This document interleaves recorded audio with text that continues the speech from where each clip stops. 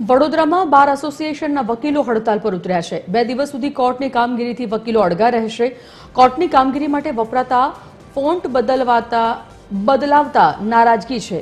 Font ઉપરાંત અન્ય નિર્ણયોને લઈને પણ વકીલોમાં નારાજગી છે। નિર્ણયમાં ફેરફાર નહીં કરાય તો ઉગ્ર આંદોલનની પણ ચીમકી ઉચ્ચારવામાં આવી। કોર્ટમાં સ્ટેનોગ્રાફર જુનિયર વકીલોને પણ ટાઈપિંગમાં તકલીફ પડી રહી છે।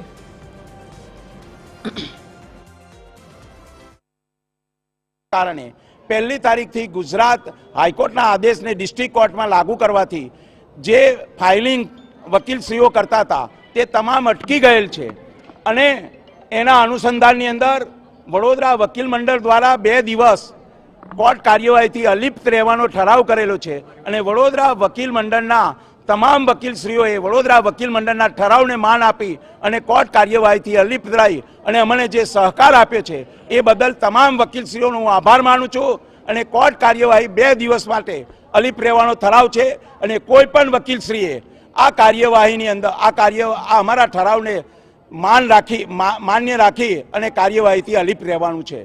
તેમાં કોઈ પણ વકીલને અન્યાય થશે તો વડોદરા વકીલ મંડળ તેની સાથે રહી તેને ન્યાય અપાવશે। A4 સાઇઝ એટલે A4 એટલે આ સાઇઝ A4 સાઇઝમાં પણ સ્પેસ માટે પણ એકદમ ઓછી જગ્યા આપવામાં આવી છે। આગળ પાછળ બંને બાજુ ડ્રાફ્ટિંગ કરવાનું, પ્રિન્ટિંગ કરવાનું, ઉપરથી પરિપત્ર બહાર પાડવામાં આવ્યો છે જેથી કોર્ટ હંમેશા રેગ્યુલર વેમાં કોર્ટ પાછળ ઓર્ડર કરતી હોય છે। હવે એ લોકો પાછળ ઓર્ડર નહીં કરી શકે, એડમિનિસ્ટ્રેશનના સિક્કા નહીં વાગે, બધાને હાલાકી બહુ તકલીફ પડવાની છે। કોર્ટના સ્ટાફને લઈને વકીલો, જુનિયરો, સિનિયરો બધાને આમાં તકલીફ પડવાની, જેથી અમે ટાઈમ માંગી રહ્યા છીએ કે અમને 3 મહિના આપો।